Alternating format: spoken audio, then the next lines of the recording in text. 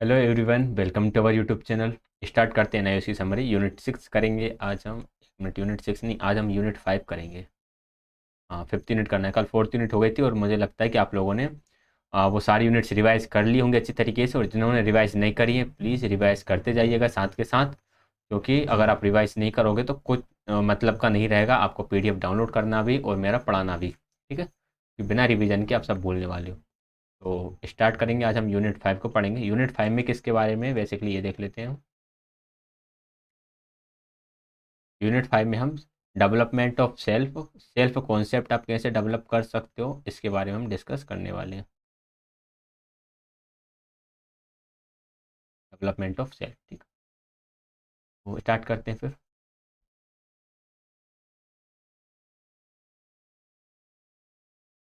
आत्म प्रत्यय का विकास। बचपन में बच्चे के सभी बच्चे के स्वयं अवधारणा के विकास को आकार देने में बच्चे के घर के माहौल और पारिवारिक परिस्थितियों का हाथ होता है, क्योंकि बच्चे की शुरुआती अधिगम प्रक्रियाएं काफ़ी हद तक इसी समय होती हैं। क्वेश्चन यहाँ से क्या बनेगा कि बच्चे की शुरुआती अधिगम प्रक्रिया कहाँ पर होती हैं? तो बच्चे की शुरुआती अधिगम प्रक्रियाएं घर के माहौल और पारिवारिक स्थितियों में होती हैं। इसलिए जो सेल्फ कॉन्सेप्ट्स जो हैं वो भी कब ज़्यादा डेवलप होंगे? शुरुआती टाइम पर ही घर के माहौल और घर की परिस्थितियों में ही ज़्यादा डेवलप होते हैं। आगे बढ़ें।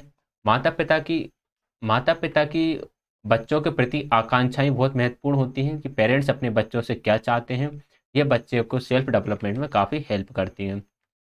आगे आए तो बच्चे परिवार में बच्चे की क्रमिक स्थिति भी व्यक्तित्व विकास को प्रभावित करती है कि ये बच्चा पहला है या फिर दूसरा बच्चा है। ठीक है, जैसे किसी के 8 या 10 बच्चे हों तो पहला बच्चा, दूसरा, तीसरा, चौथा, पांचवा, किस नंबर का बच्चा उस पर भी ये डिपेंड करता है।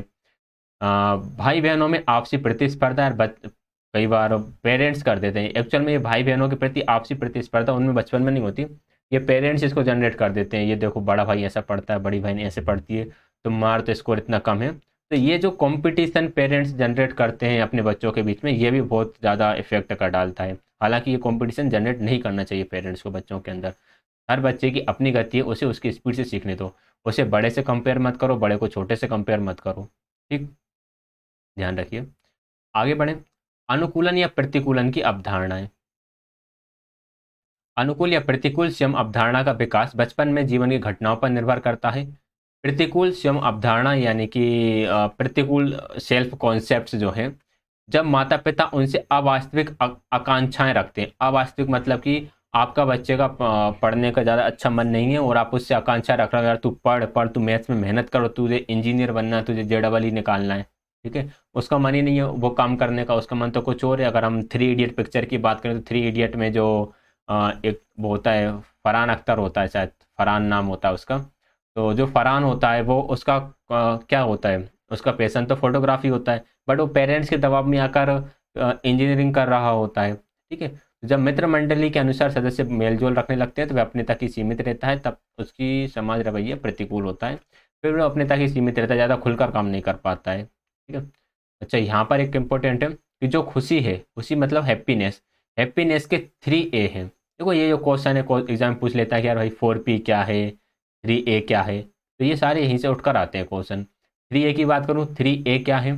3A में फर्स्ट A का मतलब है एक्सेप्टेंस यानी कि स्वीकार करना। सेकंड है एफिएशन यानी कि स्नेह। और थर्ड है अचीवमेंट यानी कि उपलब्धि। ये खुशी के 3A हैं। अगर ये तीनों हैं तो बच्चा खुश होगा या आप खुश रहोगे। यदि आपको एक्सेप्टेंस मिले यानी कि आपको एक्सेप्ट किया जाए, एफिएशन यानी स्नेह मिलना चाहिए, और अचीवमेंट यानी कि उपलब्धि मिलना चाहिए। अब स्वयं की अवधारणा को प्रभावित करने वाले कारक कौन कौन से हैं, तो इनके जो हाईलाइटेड पॉइंट है सिर्फ इन्हें याद रखना है, बाकी आप चाहो तो एक बार पढ़ सकते हो इनके डिटेल क्या है। आपकी शारीरिक स्थिति कैसी है, आपका शरीर का गठन कैसा है, आप मीन्स आपकी हाइट कितनी तक ग्रोथ हुई है, आपकी बॉडीज मसल्स किस तरह से ग्रो हो रही हैं। नाम और उपनाम, नाम और उपनाम बहुत हेल्प करते हैं कि यार कई बार बच्चों को एक नाम रख देते हैं, उससे बच्चों को चिढ़ाते हैं या मजाक बना देते हैं, तो ये चीज़ें इफेक्ट करती हैं बच्चे को। तो बच्चे का नाम भी आपको सोच समझ कर रखना है। आपको बच्चे का नाम सोचते टाइम पे एक बच्चे की तरह से सोचना है कि यार इसके नाम को किस किस तरह से तोड़ मरोड़ के मजाक बनाया जा सकता है। हालांकि ये स्कूल तक ही सीमित रहती है, बाद में सब बड़े हो जाते हैं, समझदार हो जाते हैं, बट यार उसी टाइम पर बच्चे का ग्रोथ हो रहा होता है और वही उसी टाइम पर भी अपने नाम से पक जाता है। ठीक है, और वो कई कई बार कई बच्चे तो फिर उसी वजह से बोलते भी नहीं है। तो फोर्थ ऑप्शन होता है विद्यालय का वातावरण। विद्यालय का वातावरण तो हमें पॉजिटिव रखना ही है, ठीक। और ये टीचर पर डिपेंड करेगा विद्यालय का वातावरण कैसे रखेंगे। सामाजिक स्वीकृति, बच्चे को सामाजिक स्वीकृति मिलती है या नहीं मिलती, ये स्कूल में भी हो सकता है और समाज में भी हो सकता है। स्कूल में क्लास में उसको दोस्तों से अपने साथ बैठाते हैं या नहीं बैठाते, लंच करते टाइम सब लोग साथ में कर रहे हैं या फिर वो बेचारा अकेला बैठ ही कर रहा है। सफलता या असफलता, उसे सफलता मिलती है किसी काम को करने में या फिर असफलता मिलती है। जेंडर क्या है उसका, उसका आईक्यू क्या है, मीन्स आईक्यू लेवल बोल सकते हो आप, उसमें बुद्धि कितनी है, वह सही निर्णय ले पाता है या नहीं। दूसरे कहीं भी कारक हो सकते हैं, परिवार के सदस्य, क्रमिक स्थिति, मतलब बच्चे की स्थिति क्या थी, पहला बच्चा था दूसरा था।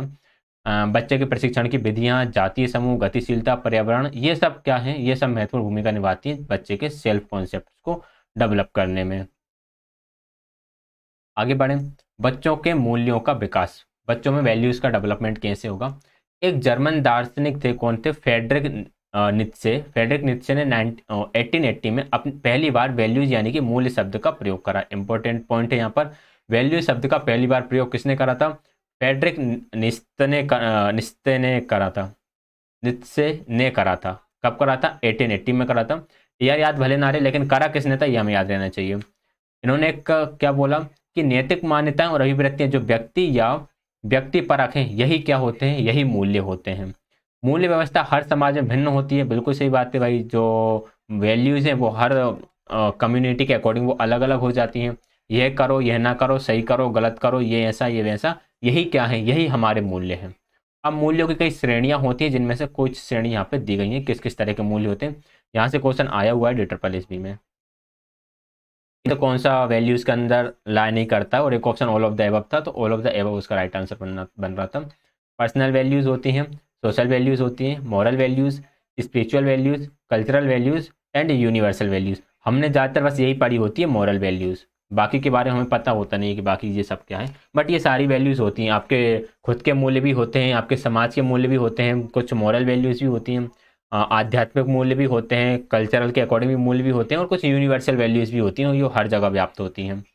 बच्चे जब पैदा होते हैं तब वे ना तो नैतिक होते और ना ही अनैतिक होते। इंपॉर्टेंट पॉइंट है ये, जो बच्चे ने जन्म लिया है ना तो वह नैतिक है ना तो वह अनैतिक है, वो हमारे व्यवहार से नैतिकता और अनैतिकता सीखता है। शिशुकाल में नैतिक विकास निम्नतर होता है, सबसे कम नैतिकता बच्चे में शिशुकाल में रहेगी, इसलिए छोटे बच्चों में इतना बौद्धिक विकास नहीं होता, वे सही गलत के अमूर्त सिद्धांतों को समझ पाए। छोटे बच्चों का दिमाग इतना नहीं चलता कि वो समझे क्या गलत है क्या सही है। बच्चे गलत को तब समझते हैं जब वे बार बार गलत करने पर दंड भोगते हैं। तो कोई चीज़ गलत है, ये बच्चों को कब पता चलेगा कि यार मैं जो काम कर रहा हूँ वो गलत है, अगर उन्हें उसको करने पर दंड दिया जा रहा है, बच्चे को पनिशमेंट दी जा रही है, तो उन्हें लगेगा ये काम करना गलत है, फिर वो उसके प्रति गलत धारणा बना लेंगे कि हमें ये नहीं करना है। बच्चे सामाजिक अपेक्षाओं को इस उम्मीद में मानते हैं कि अच्छा काम करने पर उन्हें इनाम मिलेगा, इसलिए इनाम व दंड दो कारक है जिनके प्रभाव से बच्चे नैतिक मूल्यों को समझने लगते हैं। ये इंपॉर्टेंट पॉइंट है। अच्छा एक बात और ध्यान रखो, जो प्लेलिस्ट है ना CDP बाय दीपक सर, वहाँ पर दो थ्योरी मिलेंगी आपको, एक मिलेगी कोहलबर्ग का नैतिक विकास का सिद्धांत और एक मिलेगी जीन पियाजे का नैतिक विकास का सिद्धांत। तो इन दोनों वीडियोज़ को आप देख लीजिएगा, क्योंकि सबसे पहले नैतिक विकास के बारे में जीन पियाजे ने बात करी, और जीन पियाजे को ही फॉलो किसने करा था, कोहलबर्ग ने करा था। तो दोनों ही इंपॉर्टेंट है, ठीक है। वहाँ से आपको चीज़ें और अच्छे से क्लियर होंगी। 7 से 12 वर्ष की उम्र में माता पिता से सीखी गई सही और गलत की कठोर धारणा संशोधित हो जाती है। बच्चे नैतिक उल्लंघन के दौरान विशेष परिस्थितियों को देखते हैं, ऐसा किन हालातों में हुआ है। नैतिक उल्लंघन जैसे कि यार क्या होता है कि कई बार बच्चे देखते हैं नैतिकता का उल्लंघन करा, जैसे अपने पेरेंट्स को ही वो झूठ बोलते हुए देख लेते हैं, ठीक है। कई बच्चों के साथ होता है, आपको भी लगेगा क्या ये पेरेंट्स बोलते हैं झूठ मत बोलो, लेकिन कई बार वो खुद ही झूठ बोल देते हैं। तो जब बच्चे 7 से 12 वर्ष की उम्र में होते हैं तो वह इस चीज़ को समझ जाते हैं कि हमें किन परिस्थितियों में किन परिस्थितियों में हम झूठ बोल सकते हैं, या फिर जैसे कि हम कहते हैं किसी को मारना नहीं चाहिए, लेकिन किन परिस्थितियों में हम किसी पर हाथ उठा सकते हैं, किसी को पनिशमेंट दे सकते हैं, ठीक है। मूल्यों के विकास में अनुशासन की भूमिका। अनुशासन की भूमिका बच्चों को उनकी उम्र के लिए बनाई गई अपेक्षाओं के अनुकूल व्यवहार करना सिखाना है। इंपॉर्टेंट पॉइंट याद रखिएगा, ये जो स्टेटमेंट है ये स्टेटमेंट आया था DSSB में, ठीक है। अनुशासित करना समाज का तरीका है जिसके द्वारा बच्चों को समाज द्वारा स्वीकृत नैतिक व्यवहार सिखाया जाता है। इतने स्टेटमेंट आए थे इसलिए मैंने इसको हाईलाइटेड कर रखा, याद कर लीजिएगा इसे। 3 प्रकार का अनुशासन प्रयोग किए जाते हैं, कौन कौन से अनुशासन है वो, ये मोस्ट इंपॉर्टेंट है। यहाँ से DSSB में हर एक शिफ्ट में क्वेश्चन आया है लगभग, यहाँ से देखो, मुझे जहाँ तक याद है 2017 में मैंने यहाँ से क्वेश्चन देखा है, 2018 में भी देखा है, और 2019 में भी देखा है। ठीक है, 2019 और 18 में जो शिफ्ट्स में क्वेश्चन पेपर हुए उनमें भी ज़्यादातर शिफ्ट्स में यहाँ से क्वेश्चन पूछा गया है। तो तीन प्रकार के अनुशासन होते हैं। सबसे पहला होता है ऑथोरिटेरियन, ऑथोरिटेरियन डिसिप्लिन यानी कि सत्तावादी अनुशासन। और यहाँ से सत्तावादी अनुशासन, यहाँ से तो क्वेश्चन वहाँ से भी आया था। जो आर्मी पब्लिक स्कूल का क्वेश्चन होता है वहाँ भी मैंने इसके क्वेश्चन देखा है। जो रीट का पेपर होता है वहाँ से भी यहाँ पे क्वेश्चन देखा है। जो एमपी टेट का ग्रेड 2 का शायद क्वेश्चन पेपर हुआ था 2019-20 में, तो वहाँ पर भी यहाँ से क्वेश्चन आया था। ये काफ़ी इंपॉर्टेंट पॉइंट है।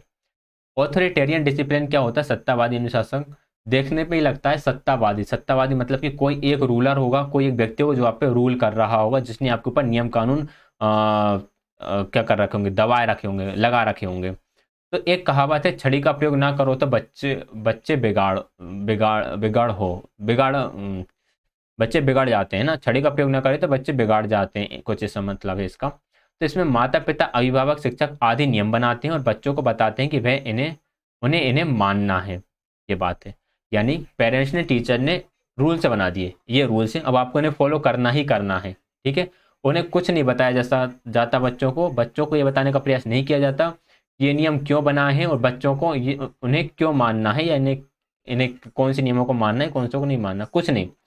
पेरेंट्स ने, टीचर्स ने रूल बनाए कि यार आपको वर्क कंप्लीट करना है, आपको डेली वर्क कंप्लीट करना है, स्कूल आपको इस टाइम पर आना है, इस टाइम पर आपकी बेल होगी, या फिर और भी नियम कानून, झूठ नहीं बोलना, पेरेंट्स से ऐसे बोलना, टीचर से ऐसे बोलना, मेहमानों से आपको इस तरह के बर्ताव करना है।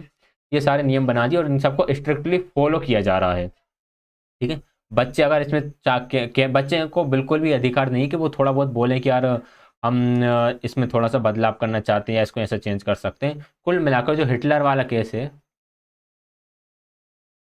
हिटलर वाला केस यहीं पर चलता है आपका ऑथोरिटेरियन डिसिप्लिन में। ठीक, फिर आता है परमिसिव डिसिप्लिन। परमिसिव डिसिप्लिन, ये जो क्वेश्चन है वो यहाँ से डायरेक्ट स्टेटमेंट आया था, ये वाला उठ के, ये वाला जो स्टेटमेंट है ये डायरेक्ट उठकर आया था कि ऑथोरिटेरियन के खिलाफ या ऑथोरिटेरियन के विद्रोह में कौन सा डिसिप्लिन आया? तो ऑथोरिटेरियन के विद्रोह में आया था परमिसिव डिसिप्लिन, या जिसे हम बोलेंगे अनुमोदक अनुशासन। ये सत्तावादी अनुशासन के खिलाफ उन व्यक्तियों का विद्रोह है जिन्हें बचपन में से सहना पड़ा है। सत्तावादी अनुशासन के खिलाफ है ये वाला। यह मानना है कि बच्चे अपने व्यवहार के परिणामों से स्वयं सीख जाएंगे, यानी वो कुछ व्यवहार करते हैं और उसका रिजल्ट क्या आता है इससे वे खुद सीख जाते हैं, और किस तरह सामाजिक रूप से मंजूर व्यवहार किया जाए, ये सारी चीज़ें बच्चे खुद सीख जाएंगे, हमें समाज में किस तरह का व्यवहार करना है। परिणाम स्वरूप बच्चों को नियम नहीं सिखाए गए हैं, वे जानबूझकर नियम तोड़ने पर भी दंडित किए गए, ना ही उन्हें सामाजिक रूप से मंजूर करने पर इनाम दिया गया। देखो यहाँ पर हुआ क्या, ये स्टेटमेंट आपको शायद थोड़ा सा दिक्कत दे सकता है, इसलिए मैंने इसको इंग्लिश में लिख रखा है। आपको consequently children were not taught rules, they were not punished for willful breaking of rules, or were they rewarded of behavior in a social approval way। कि बच्चों को, जिन बच्चों ने खुद मन से रूल तोड़ा है उनके लिए पनिशमेंट नहीं दी गई है, और कई बार बच्चों ने समाज के हित में काम करा है उसके लिए उन्हें कई बार रिवॉर्ड भी नहीं दिया गया है। मीन्स कहने का मतलब ये है कि जो ऑथोरिटेरियन था, ऑथोरिटेरियन ने कई बार ऐसा काम करा था जिसमें कई बार पनिशमेंट नहीं दी गई थी और कई बार रिवार्ड भी नहीं दिया गया था। तो इसके अपोजिट में परमिसिव डिसिप्लिन आया। परमिसिव डिसिप्लिन ने कुल मिलाकर इतनी बात करी है कि बच्चों को आप समाज में छोड़ दो, बच्चे समाज में व्यवहार करेंगे, उस व्यवहार का परिणाम जो मिलेगा उस परिणाम से बच्चे अनुशासन करना सीख जाएंगे। आई बात समझ में? ये कहना था परमिसिव डिसिप्लिन का। इसके बाद एक होता है डेमोक्रेटिक डिसिप्लिन, लोकतांत्रिक अनुशासन। यह मुख्यतः इस बात पर बल देता है कि बच्चों को यह जानने का अधिकार है कि नियम क्यों बनाए गए हैं, अपने विचार प्रकट करने का मौका दिया जाए। कुल मिलाकर बात क्या है कि बच्चे को अपनी बात रखने का मौका दिया जाएगा कि हमने जो नियम कानून बनाए वो क्यों बनाए। जैसे कि हम आज सरकार के सामने बात रख सकते हैं, सरकार अगर कोई बिल लेकर आती है तो हम सरकार से पूछ सकते हैं कि ये बिल क्यों लेकर आ रहा है, इससे क्या फ़ायदा होगा। ठीक, बच्चे नियम समझते हैं, उन्हें मानते हैं। ये दंड को गुनाह के अनुसार दिया जाता है, यह मानकर कि दंड और गलत व्यवहार संबंधित है। मीन्स दंड को गुनाह के अनुसार देने का मतलब यह है कि आपने किस तरह का गलत काम करा है उसके अकॉर्डिंग आपको पनिशमेंट दी जाएगी। ठीक है, तारीफ भी इसी हिसाब से किया जाता है कि आपने कितना अच्छा काम करा है। तो ये आपका डेमोक्रेटिक हो जाता है, लोकतांत्रिक अनुशासन। आगे बढ़ेंगे। बच्चों में अभिव्यक्तियों का विकास। Meaning meaning meaning of attitude. अभिव्यक्तियों का अर्थ कैसा होता, अभिव्यक्तियों का अर्थ क्या है, जो एटीट्यूड है वो एटीट्यूड क्या है। रोज क्लास रिकॉर्डिंग का टाइम पे कॉल आता है, थोड़ी मुझे डिस्टर्ब करता है फिर। हाँ, एटीट्यूड का अर्थ क्या है, एटीट्यूड के बारे में हम बात कर लेते हैं। एटीट्यूड क्या है? एटीट्यूड विशेष परिस्थितियों में एक विशेष तरीके से प्रतिक्रिया करने के लिए तैयार या तत्परता की अवस्था है। अभिवृत्ति क्या है, एटीट्यूड है क्या? किसी सिचुएशन में आप किस तरह का रिएक्शन कर रहे हो, यही आपका एटीट्यूड बताता है। फ्रीमैन ने इसके बारे में कोई शब्द बोला, याद रखना है। फ्रीमैन ने इससे इस तरह से परिभाषित किया कि विशेष परिस्थितियों, व्यक्तियों, वस्तुओं या विचारों के सुसंगत तरीके से प्रतिक्रिया करने की प्रवृत्ता प्रवृत्त तत्परता जो सीखी गई है, व्यक्ति के सामान्य व्यवहार का हिस्सा बन गई है। किसी विशेष परिस्थिति में व्यक्ति किस तरह का व्यवहार करेगा, यह व्यवहार करना बच्चे ने सीख लिया है, यही उसका एटीट्यूड बन गया है। जब कोई छोटा आपके सामने आएगा तो आप उसके साथ किस तरह का व्यवहार करोगे, ये आपका एटीट्यूड है। आप किसी बड़े के साथ कैसा व्यवहार करते हो, ये आपका एटीट्यूड कहलाता है।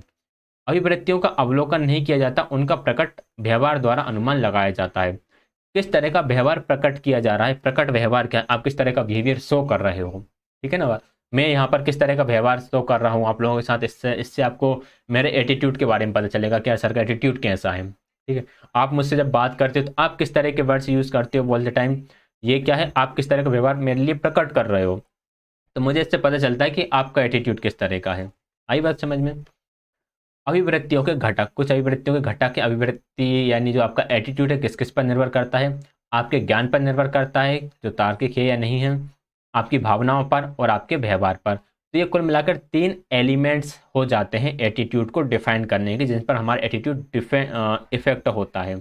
एक तो आपके नॉलेज पर, एक आपके इमोशंस पर और एक आपके व्यवहार पर। तो तीनों पॉइंट्स आपको याद रखना है, नॉलेज, इमोशंस और आपका बिहेवियर। बच्चों में अभिवृत्तियों का विकास कैसे कर सकते हो? बच्चों में अभिवृत्तियां पहले घर, फिर स्कूल, फिर मित्र मंडलियों में विकसित होती। सही बात है, सबसे पहले घर से सीखेगा, फिर स्कूल से, फिर उसके दोस्त बन जाएंगे, क्योंकि आप जानते हैं फिर दोस्त होते कैसे हैं, बहुत अच्छे एटीट्यूड डेवलप करते हैं फिर वो। बच्चों में अच्छी अभिवृत्तियों के विकास में शिक्षक की भूमिका। अब टीचर कैसे हेल्प करेगा बच्चों में एटीट्यूड को डेवलप करने में? यार, 5 अधिकतर चर्चित अभिवृत्तियां व कार्य हैं, 5 ज़्यादातर चर्चित एटीट्यूड्स हैं, क्या क्या है?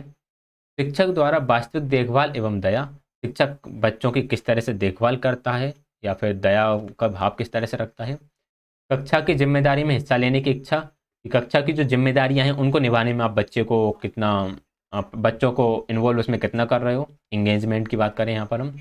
बच्चों में विभिन्नता के प्रति गंभीर संवेदनशीलता, बच्चों सेंसिटिव बनो आप कि यार बच्चे अलग अलग हैं तो आपको उनके प्रति सेंसिटिव होने की ज़रूरत है। सभी बच्चों को अर्थपूर्ण अधिगम अनुभव प्रदान करने की प्रेरणा। बिल्कुल सही बात है, आपको इस तरह से आपकी टीचिंग मेथड को इस तरह से डिजाइन करना है कि हर एक बच्चे को मीनिंगफुल लर्निंग एक्सपीरियंसेस मिल सकें। एंड बच्चों की सृजनात्मकता को उत्तेजित करने का उत्साह। बिल्कुल सही बात है, क्रिएटिविटी तो हमें बच्चों के अंदर डेवलप करनी है ना। तो ये 5 पॉइंट है, याद रखिएगा। विद्यालय अनुभव बच्चों के अपने बारे में विचारों को स्कूल के अंदर व बाहर ढाल सकते हैं, आकार दे सकते हैं, प्रभावित कर सकते हैं। विद्यालय का अनुभव क्या है, ये बच्चे के विचारों को आकार भी दे सकते हैं, उन्हें प्रभावित भी कर सकते हैं। स्कूल के इन स्मृतियों में बच्चे के मस्तिष्क में जीवन पर्यंत प्रभाव डालने की क्षमता है। जो स्कूल में बच्चा एक्सपीरियंस करता है, जो यादें स्कूल में जनरेट होती हैं, वो बच्चे की लाइफ लॉन्ग उसको इफेक्ट कर सकती हैं। आपको आपके स्कूल की काफ़ी बातें अभी तक याद होंगी, जैसे आप में तो काफ़ी हैं जो मुझसे बहुत ज़्यादा सीनियर होंगे, तो उन्हें अगर मैं उनसे पूछूं कि आप अपने स्कूल से कुछ मेमोरीज बताओ, तो अगर वो अपने स्कूल की मेमोरीज बताने बैठ जाएंगे ना, तो मुझे नहीं लगता कि यार वो मतलब 3 4 5 घंटे पता नहीं कितना ही टाइम निकल जाएगा, लेकिन उनके स्कूल की मेमोरीज खत्म नहीं होंगी। वो बोलेंगे हम ऐसा करते थे, वैसा करते थे। कहीं का बोलेगा एक बार हमने पंखा टेढ़ा कर दिया था, या फिर बच्चा अ, ये खैर मैं हमारे बता रहा हूँ। एक ऐसे बेंच पर बैठे हुए रहते थे हम, तो ये बैठने वाली है ना, ये सामने इस पर कॉपी वगैरह रखी हुई है। तो हम हमारे यहाँ ये होता था कि हम बोतल से पानी डाल देते थे बगल वाली सीट पर, और वो वो आता था और बिना देखे इस पर बैठ जाता था। तो फिर आप जान ही सकते हो, उसके बाद उसकी फिल्म बन जाती थी पूरी की पूरी। तो इस तरह के एक्सपीरियंसेस हैं, और इसके साथ साथ अलग अलग एक्सपीरियंसेस भी हैं कि यार जैसे मैं याद बताऊँ कि हम लोग जब हम लोग 5th स्टैंडर्ड में थे तो हम लोगों ने एक कंपटीशन जीता था जिसमें मैथ्स के आपको कैलकुलेशन सोल्व करना होता था 30 सेकंड्स में। तो वो एक्सपीरियंसेस मुझे आज भी याद है कि किस तरह से मीन्स हमसे बोला गया था कि आपको 1 मिनट का टाइम दिया जाएगा और हम 1 मिनट के अकॉर्डिंग प्रिपरेशन करके गए। वहाँ पर जाकर हमसे बोला गया कि 1 मिनट का नहीं, रूल्स चेंज हो चुके हैं, 30 सेकंड्स का टाइम मिलेगा। फिर हमने 30 सेकंड्स के अकॉर्डिंग आंसर करे और हम लोग फर्स्ट आए थे, हमारी टीम। तो कुछ इस तरह का हमारे अनुभव है जो यार हमें आज तक इफेक्ट करते हैं कि यार वो हमारे अंदर कैपेबिलिटी है। ठीक है, तो ये सारी चीज़ें हैं।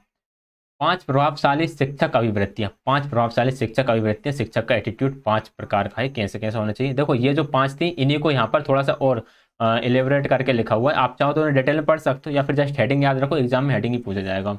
देखभाल दया का प्रदर्शन फर्स्ट थी, सेकंड जिम्मेदारी बांटना थी, एंड आगे बात करूँ तो नेक्स्ट थी संवेदनशीलता से भिन्नता को स्वीकार करना। उसके बाद था व्यक्तिगत निर्देश को बढ़ावा देना, और फिफ्थ है सृजनात्मकता को प्रोत्साहन। आगे बढ़ेंगे।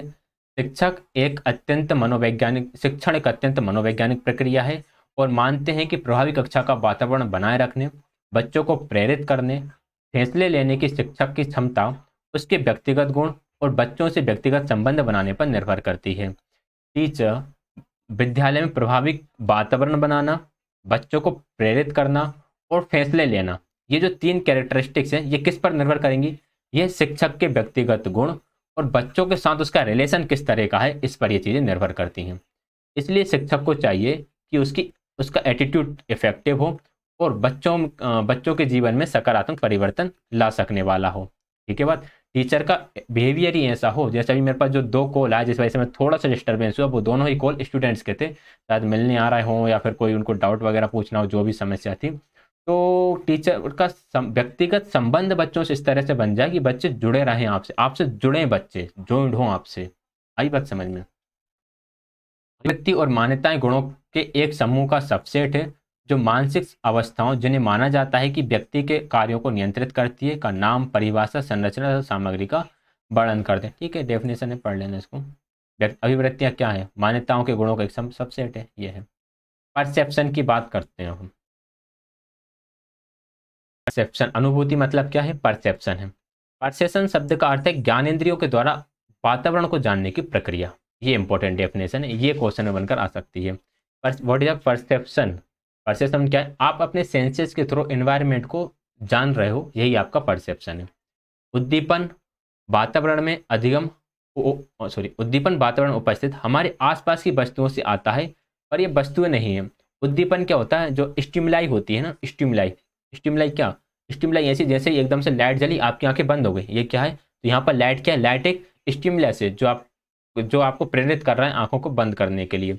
यहाँ से एक परसेप्शन बना कि यार जो ज़्यादा लाइट होती है वो चकाचौंध क्रिएट कर देती है। ठीक है, तो जो परसेप्शन बना है वो कोई वस्तु नहीं है, लेकिन जो स्टिमुलस है, स्टिमुलस किसी वस्तु से आता है, हम स्टिमुलस को भी वस्तु नहीं बोलते। तो स्टिमुलस हुआ क्या? स्टिमुलस कुछ ऐसी चीज़ है जो आपको इफेक्ट करती हैं इनवॉलेंट्री एक्शंस के लिए, हम बोल सकते हैं। जैसे लाइट आई, लाइट क्या है? कोई ऑब्जेक्ट तो है नहीं है, किससे आ रही है? एक बल्ब में से आ रही है, तो ये स्टिमुलस है एक तरह से, लेकिन ये कोई ऑब्जेक्ट नहीं है। ठीक है, उद्दीपन और वस्तुएं एकदम एकदम क्या है? अलग अलग है, ये दोनों सेम नहीं है, ये चीज़ें याद रखिएगा। अनुभूति एक मूल कारक है जो बच्चों व वयस्कों के व्यवहार का तरीका निर्धारित करती है। जो परसेप्शंस हैं वो बच्चों में अलग होते हैं, वयस्कों में अलग होते हैं। इसी तरह से बच्चों और वयस्कों की सोच और उनका जो बिहेवियर होता है वो अलग अलग होता है। बच्चों में अनुभूति का विकास किस तरह से होगा, इसके बारे में बात करें तो यह जाना जाता है कि यदि भेंगापन भेंगापन मतलब कि जो उनकी एक आंख थोड़ी तिरछी हो जाती है ना, वो इधर देख रहा है, जैसे अगर मेरी एक आंख तिरछी हो जाएगी तो मेरा फेस इधर रहेगा और मुझे स्क्रीन दिख रही होगी, तो इसे भेंगापन बोलते हैं। इन्होंने कुछ ज़्यादा हिंदी लिखी है। ये अगर 3 वर्ष तक ठीक हो जाए तो द्विनेत्रीय दृष्टिपटल विकसित हो जाते, परंतु यदि नहीं होता है तो द्विनेत्रीय दृष्टिपटल कभी विकसित नहीं हो पाता है। तो जो भेंगापन है, अब इसे इंग्लिश में अच्छे से वर्ड बोलते हैं, मुझे याद नहीं आ रहा एक्चुअल इस टाइम पर। मैंने आपको बता दिया ये होता क्या है। ये इसमें करते क्या है, आप देखते कहीं और हैं और आपको दिखता कहीं और है, कुछ इस तरह का होता है। आंखें टेढ़ी वेढ़ी हो जाती हैं। ये 3 वर्ष तक ठीक हो जाए तो ठीक है, उसके बाद फिर ये ठीक नहीं होता, ये याद रखना है। विकसित हो रहा है बच्चे में परसेप्शन की इम्पोर्टेंस क्या है? तो बच्चे के सामाजिकरण में हेल्प करेगी ये, उसके ज्ञान अर्जन में हेल्प करेगी, लैंग्वेज एक्विजिशन में हेल्प करेगी, भावनात्मक प्रतिक्रिया में हेल्प करेगी, उसकी मेमोरी के लिए हेल्प करेगी, आत्म संरक्षण के लिए, हाथों पैरों के समन्वय के लिए और आत्म जागरूकता का आभास भी होगा। तो परसेप्शन इन फील्ड्स में बच्चे को मदद करेगी। आगे हम बात करेंगे ज्ञान, स्मृति और अनुभूति, इन तीनों के बारे में। ज्ञान क्या है, स्मृति क्या है, अनुभूति क्या है। अनुभूति विकास के बिना ना तो बच्चा ज्ञान प्राप्त कर पाता है और ना ही जो सीखा है उसे याद कर पाता है। तो हम ये कह सकते हैं कि अनुभूति के अंदर ही आपका नॉलेज एंड आपकी मेमोरी दोनों आ जाएंगे। अगर आप अनुभूति नहीं कर पा रहे हो, परसेप्शंस क्रिएट नहीं कर पा रहे हो, ना तो आप ज्ञान प्राप्त कर पाओगे, ना ही कुछ अपने माइंड में रिटेन कर पाओगे। तो बच्चों को ज्ञान का भंडार करने के लिए अनुभूति की आवश्यकता होती है। बच्चे के विकास के मील पत्थर पार करने व शिक्षा के क्षेत्र में सफलता पाने के लिए अनुभूति का विकास आवश्यक है। मित्रता के लिए दूसरे व्यक्ति से प्रतिक्रिया करने की क्षमता की जरूरत होती है। संबंधों की स्थापना बनाए रखने के लिए कुंजी भी अनुभूति ही है। मित्रता के लिए, अपने विकास के लिए, ज्ञान का भंडार करने के लिए, स्मृति के लिए अनुभूति आवश्यक है। अनुभूति के विकास में खेल कूद का क्या महत्व है। मनोवैज्ञानिक सिद्धांतकार खेल को बच्चों की भावनात्मक समस्याएं सुलझाने में प्रयोग करते हैं। जीन प्याजे जीन प्याजे क्या बोलते हैं। जीन प्याजे ने खेल और बुद्धि की वृद्धि में संबंध स्थापित करा है। उन्होंने क्या बोला कि खेल अधिगम के वाहन के रूप में काम करता है। गेम्स क्या है, एक व्हीकल है लर्निंग का। अगर बच्चा खेल खेल रहा है यानी कि वो ऐसे व्हीकल पे बैठा हुआ है जिस व्हीकल के थ्रू वो लर्निंग तक जा सकता है या लर्निंग कर रहा है। वाइगोत्स्की ने क्या बोला है। वाइगोत्स्की के अनुसार खेल बच्चों के विकास और अधिगम के लिए सबसे महत्वपूर्ण स्रोत है। यह मानता है कि खेल के दौरान विकास होता है क्योंकि खेल एक समीपस्थ विकास का क्षेत्र बनाता है। Zone of proximal development, zone of proximal development क्या है, वाइगोत्स्की की थ्योरी क्या है। चलो मैं जरा फटाफट यहाँ पर आपको एक बार क्लियर कर ही देता हूँ। देखिए बच्चे, थोड़ा सा इसको, जोन ऑफ प्रॉक्सिमल डेवलपमेंट क्या है, हम इसको सर्कल से ज़्यादा अच्छे से समझते हैं कि ये बच्चा है, ये यहाँ पर बच्चा है, ठीक है। बच्चा इस लेवल तक का काम कर सकता है, लेकिन अगर बच्चा कुछ एफर्ट लगाए, एक्स्ट्रा एफर्ट लगाए या कोई उसे गाइड करे तो बच्चा इस लेवल तक का काम भी कर सकता है। तो ये क्या है, ये बच्चे का एक्चुअल लेवल है कि वो यहाँ तक का काम कर पा रहा है, लेकिन एफर्ट लगाने के बाद, मेहनत करने के बाद, गाइडेंस मिलने के बाद, ट्रेनिंग मिलने के बाद वो इस लेवल तक का काम कर सकता है। तो ये बीच का एरिया जो कहलाएगा वो कहलाएगा ZPD, zone of proximal development. बच्चे, ये जो बीच में जो जगह खाली है, तो डिफरेंस बोलेंगे हम दोनों स्टेजेस का, इसी हम जोन ऑफ प्रॉक्सिमल डेवलपमेंट बोलेंगे, ठीक है। और जोन ऑफ प्रॉक्सिमल डेवलपमेंट देने वाला कौन होता है, MKO होता है, मोर नॉलेजेबल अदर। और मोर नॉलेजेबल अदर जिस तरह की हेल्प कर रहा होता है उस हेल्प को हम क्या बोलते हैं, उस हेल्प को हम स्केप फोल्डिंग बोलते हैं। स्केप फोल्डिंग का यूज सबसे पहले किसने करा था, ब्रूनर ने करा था। अपने सिद्धांत में किसने यूज करा है, वाइगोत्स्की ने करा है। सबसे पहले इस वर्ड का यूज ब्रूनर ने करा था, ठीक है। आगे बढ़ेंगे। बाल विकास के लिए खेल का महत्व अंतहीन और विशाल है। खेल का महत्व इतना है कि हम उसे कभी खत्म नहीं कर सकते। जिन्स वर्ग और संचार पर कमेटी बाल, पढ़ लेना इसको बस, डेफिनेशन एक छोटी सी। सभी देश खेलकूदों को अपनी ECD, पूर्व बाल्यावस्था विकास की पॉलिसी में शामिल करें, ठीक है, तो ये कर लेना। अब आता है अभिप्रेरणा। अभिप्रेरणा या मोटिवेशन इतनी बार आया है यहाँ पर, घूम फिर कहीं ना कहीं ये मोटिवेशन आ ही जाता है। शैक्षणिक स्थितियों में आंतरिक अभिप्रेरणा बेहतर है, सही है। आंतरिक अभिप्रेरणा क्या है, बाहरी अभिप्रेरणा क्या है, आप स्टार्टिंग से वीडियो देखते आ रहे हो तो मैंने कितनी बार बताया है कि इंटरनल मोटिवेशन क्या, एक्सटर्नल मोटिवेशन क्या, तो आपने देख रखा होगा। हम उसमें उसको डिस्कस करने में टाइम वेस्ट करेंगे नहीं। युवा बच्चों में अभिप्रेरणा की विशेषता, एक खिलौना या पहनने की कमीज का चुनाव आंतरिक अभिप्रेरणा का परिणाम है। बच्चा खिलौना या फिर पहनने के लिए कौन सी ड्रेस उसे पहनना है, इसका चुनाव किसके आधार पर करेगा, आंतरिक अभिप्रेरणा के आधार पर करेगा। क्यों, जब भी कोई बच्चा काम अपनी पसंद से कर रहा होता है या जिस काम में उसे आनंद आ रहा होता है तो वह उसकी आंतरिक अभिप्रेरणा से रिलेटेड है। देखो, या तो उससे उसे खुशी मिल रही हो, या फिर उसे उससे आनंद मिल रहा हो, अपनी पसंद से कर रहा हो, अपनी रुचि से कर रहा हो, तो ये आपकी इंटरनल मोटिवेशन में आएगा। एक्सटर्नल मोटिवेशन में क्या आएगा, काम करने के बाद कोई उसे इनाम मिल रहा हो जो कि बाहर से आ रहा हो, तो ये क्या है, ये एक्सटर्नल मोटिवेशन है, ठीक है। और बाकी डिटेल के लिए पढ़ लीजिएगा उसको। एक असंरचित खेल बच्चे की अभिप्रेरणा अधिगम विकास के लिए अनिवार्य तत्व है। The unstructured plays an essential elements of children motivation learning and development. अभिप्रेरणा विकसित करना, कैसे अभिप्रेरणा विकसित होती है? हट, परसिस्टेंस। परसिस्टेंस यानी कि परसिस्टेंस क्या होता है? परसिस्टेंस होता है एक ही जगह लगे रहना, रुके रहना। ठीक है, जैसे अगर मैं एक बहुत अच्छा एग्जांपल बताऊँ परसिस्टेंस का, एक यूट्यूब चैनल है, शायद आप लोग उसके बारे में जानते ही होंगे, लेट्स लर्न के बारे में। उस चैनल पर क्या है, वहाँ पर एक परसिस्टेंस है। किस तरह का परसिस्टेंस? कि डेली वहाँ पर क्लासेस आपको मिलना है तो मिलना ही मिलना है। वहाँ पर किसी तरह का ऐसा नहीं है कि यार एक महीने तक क्लास नहीं हो रही, फिर एग्जाम आया फिर होने लगी, फिर एग्जाम गया फिर बंद हो गई, ऐसा नहीं है। वो चैनल जब से चल रहा है, मैं भी उसे 3 एक साल, तीन शायद मैं उसको उस चैनल को 2018 से जानता हूँ।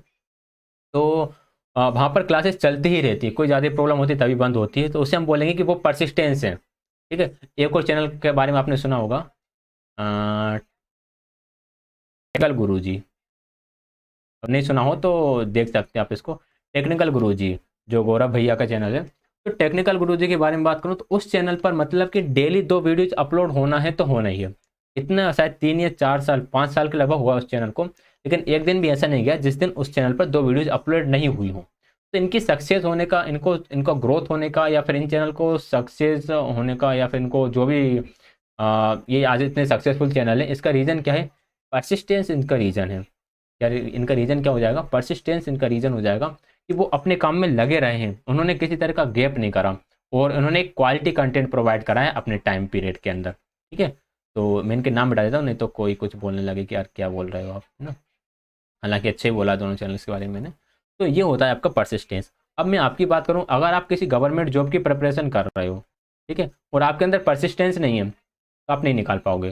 ठीक, आप में से मुझे नहीं लगता कि कितने ही परसेंट होंगे जो लास्ट 1 ईयर से ओनली DSSB को टारगेट करके पढ़ रहे होंगे, और आप में से पता नहीं कितने होंगे, मुझे नहीं लगता 1 या 2% स्टूडेंट भी ऐसे बचेंगे जिनका मान लो 2021 वाला DSSB ना निकले, तो वो जिस दिन उनका रिजल्ट आएगा और उन्हें पता चलेगा कि मेरा एग्जाम क्वालिफाई नहीं हुआ है, वो उसी दिन से आगे जब भी DSSB आए उसके लिए तैयारी करना शुरू कर देंगे, या फिर वो नोटिफिकेशन का वेट करेंगे।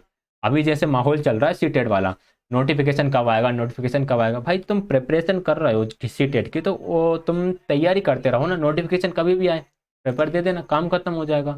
तो बात यही होती है कि हम एक जगह रुक कर नहीं काम करते, इसी वजह से कई बार होता है कि हम सक्सेस नहीं हो पाते अपनी फील्ड में। हम चीज़ें करते हैं फिर छोड़ देते हैं, फिर करते हैं फिर छोड़ देते हैं, और हर बार जब करते हैं तो हमें फिर से दोबारा से स्टार्ट करना होता है, तो वही टाइम हमारा चला जाता है। तो परसिस्टेंस बहुत ज़्यादा ज़रूरी है हमें सक्सेस होने के लिए। किसी भी अगर फील्ड में आपको सक्सेसफुल बनना है तो आपको परसिस्टेंस तो चाहिए ही। चलो अब हमारे इस पर आ जाते हैं टॉपिक पर। हट एक कार्य के साथ काफ़ी लंबे समय तक बने रहने की क्षमता है। जहां बहुत छोटे बच्चे एक कार्य पर 1 घंटे तक भी नहीं टिक सकते, वहीं युवा बच्चों के टिके रहने की समयावधि में काफ़ी अंतर होता है। बच्चे चुनौतीपूर्ण कार्य में सफलता मिलने से हट सीखते हैं। हट विकसित करने के लिए ऐसा चुनौतीपूर्ण कार्य देना चाहिए जो बहुत मुश्किल ना हो। बच्चों में परसिस्टेंस विकसित करना है आपको, तो उन्हें आप किस तरह का वर्क दोगे? उन्हें आप ऐसा काम दोगे जो ना तो बहुत सरल हो, सरल होगा तो वो बोर हो जाएंगे, और ना तो बहुत कठिन हो। उन्हें ऐसा काम दो जिसमें बच्चे सफल हो सकें, जब उन्हें लगेगा कि यार हम काम कर पा रहे हैं, हम तो सफल हो पा रहे हैं, हम तो चीज़ें कर पा रहे हैं, तो वे और मोटिवेट होकर फिर थोड़ा सा टफ वर्क भी दोगे ना, उसे भी वो कर लेंगे। ठीक है, चुनौती का चुनाव अभिप्रेरणा की दूसरी बड़ी विशेषता है। बच्चे एक चुनौती का सामना करने के लिए सफल हो जाते हैं तो दूसरी चुनौती का स्वागत करते हैं। वही बात हुई, एक काम कर लेंगे तो वो दूसरा काम करने के लिए भी प्रेरित रहेंगे, है ना। वयस्कों पर निर्भरता की मात्रा अभिप्रेरणा का एक और संकेत है। मजबूत आंतरिक प्रेरणा वाले बच्चों को हम समान वयस्कों की मदद व देखरेख की आवश्यकता नहीं होती। जिनका मोटिवेशन बहुत हाई होता है ना, उन्हें किसी की जरूरत नहीं होती कि कोई उन्हें आके हेल्प करे, वो खुद अपनी चीज़ों को ढूंढ लेते हैं। अरे ये बात समझ में, जैसे किसी के अंदर बहुत ज़्यादा मोटिवेशन होगा, चलो मैं अपना भी प्रमोशन कर ही दूँ अभी, जिसके अंदर बहुत ज़्यादा मोटिवेशन होगा, उन्होंने मेरा चैनल कहीं ना कहीं से ढूंढ लिया होगा। ठीक है, यार चलो एनआईओ समरी हो रही है, एनआईओ समरी पढ़ लेते हैं, और जिनके अंदर मोटिवेशन बहुत ही ज़्यादा हाई होगा वो सारी क्लासेस देख भी रहे होंगे। आज शायद मैं, मुझे जहाँ तक याद है, मैं आज 31st क्लास रिकॉर्ड कर रहा हूँ, 30 क्लासेस एनआईओ समरी की पहले हो चुकी हैं। तो ये होता है मीन्स क्या बोलते हैं, एक स्ट्रॉन्ग मोटिवेशन। अभिप्रेरणा स्तर का, अच्छा, जिनका लोएस्ट मोटिवेशन होगा वो बोलेंगे यार क्या है, इतनी सारी क्लासेस चल रही हैं, क्या पता कब तक एनआईओ समरी खत्म होगी नहीं होगी, छोड़ो ऐसे। किसी दूसरी जगह चलते हैं जहाँ पर क्वेश्चन प्रैक्टिस चल रहे होंगे, क्वेश्चन प्रैक्टिस करते हैं बढ़िया बेहतरीन और वहीं से काम चला लेते हैं। बट बात ये है कि यार सक्सेस का कोई शॉर्टकट नहीं होता, आपको डिटेल में पढ़ना ही पड़ेगा अगर आपको रियल में सक्सेस होना ही है तो। अभिप्रेरणा स्तर का आखिरी संकेत है भावना। जो बच्चे प्रमुख रूप से अभिप्रेरित होते हैं उनमें भावनाओं का सकारात्मक दृष्टिकोण होता है, पॉजिटिव होते हैं यार, पॉजिटिविटी होती है उनके अंदर, नेगेटिविटी नहीं होती। बच्चे अभिप्रेरणा बिना अभिप्रेरणा के बच्चे शांत, उदास और बोर नजर आते हैं, बोरिंग होते हैं जिनके अंदर मोटिवेशन नहीं होता। अभिप्रेरणा को बढ़ाना, युवा बच्चों को पढ़ाने वाले शिक्षकों के लिए लक्ष्य होना चाहिए। अब जब आप युवा बच्चों को पढ़ा रहे हो, युवा बच्चे मतलब आप बच्चों को ही पढ़ा रहे हो ये समझो, बस वो 12 ईयर से ज़्यादा हो चुके हैं, तो शिक्षकों के पास उनके लिए एक लक्ष्य हो, ऐसा लक्ष्य हो जिससे बच्चों की अभिप्रेरणा विकसित हो। आपके बच्चे को यह पूछने की आवश्यकता नहीं होनी चाहिए क्या मैंने ठीक किया है, उसे पता होना चाहिए कि उसकी सफलता में आत्मविश्वास होना चाहिए। ये बात सही है। अगर बच्चा मैथ्स का कोई क्वेश्चन सोल्व करता है तो वह टीचर से ना पूछे कि भाई सर मैंने सही करा है या गलत करा है, उसे खुद पर कॉन्फिडेंस तो हो कि यार मैंने सही करा है या फिर नहीं करा है। ठीक है, हालांकि वो फाइनल डिसीजन के लिए टीचर्स के पास जा सकता है, टीचर उसे बताएगा कि क्या गलतियां हैं। खेलकूद के समय को व्यवस्थित व संचरित होने की आवश्यकता नहीं है। इंपॉर्टेंट पॉइंट है ये, यहाँ से शायद मुझे लगता है क्वेश्चन आया है, क्योंकि मैंने इस पूरे पैराग्राफ को पढ़कर सिर्फ इस लाइन को अंडरलाइन करा है, इसका मतलब यही है यहाँ से क्वेश्चन आया होगा। तो खेल के समय को व्यवस्थित व संचलित करने की आवश्यकता नहीं है कि आपको सिर्फ 15 मिनट ही खेलने के लिए मिलेंगे या फिर आपको सिर्फ ये खेल 20 मिनट में ही ख़त्म करना है, नहीं। खेल के लिए तो बच्चों को टाइम देना चाहिए थोड़ा।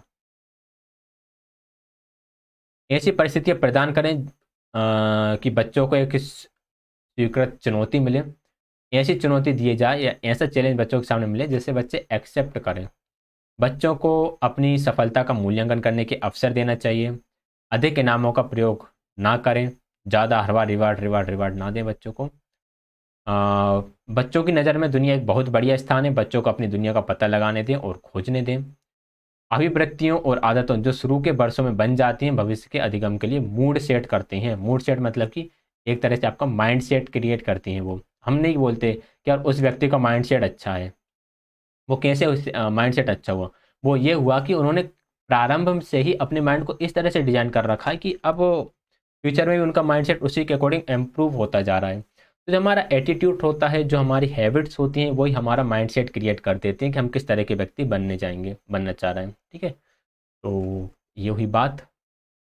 चलो आज की क्लास थोड़ी सी शॉर्ट रही, मतलब ठीक ठाक रही। ये तो 2 दिन से तो बहुत परेशान थे, 1 घंटे की क्लास रिकॉर्ड करने में मुझे भी काफ़ी दिक्कत होती थी। तो ये हमारी आज की क्लास थी, कल हम यूनिट 6 करेंगे। वीडियो पसंद आई होगा, लाइक करें, शेयर करें, चैनल को सब्सक्राइब करें। पीडीएफ का लिंक आपको डिस्क्रिप्शन में मिल जाता है, और टेलीग्राम चैनल को ज्वाइन करें। ठीक है, वहाँ पर क्या मिलेगा, वहाँ पर आपको क्लासेस का लिंक मिल जाएगा, अगर मुझे याद रहा करेगा तो सेंड कर दिया करूँगा। बाकी कुछ अदर इन्फॉर्मेशन रही वो आपको वहाँ पर मिल जाए करेंगी। और मैं सोच रहा हूँ कुछ एक नया ग्रुप बनाने के बारे में भी, तो उसके बारे में भी हम डिस्कस करते हैं किसी दिन लाइव क्लास लेकर। ठीक है, तो वीडियो पसंद है वीडियो को लाइक शेयर सब्सक्राइब करें, कोई डाउट रहे तो कमेंट करें, और क्लास ज्वाइन करने के लिए आप सभी का बहुत बहुत धन्यवाद।